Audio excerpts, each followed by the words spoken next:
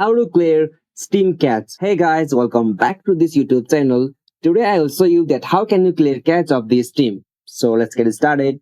On this process, at first you'll have to open the Steam on your PC or laptop.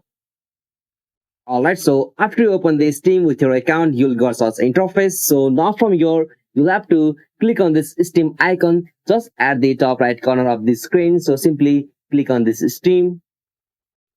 Alright, so now from here you'll have to click on the setting option.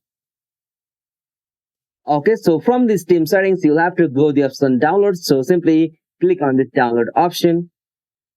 Alright, so now from this download section you'll have to scroll down and go the option clear cache. So simply click on this clear cache option. Alright, click on confirm.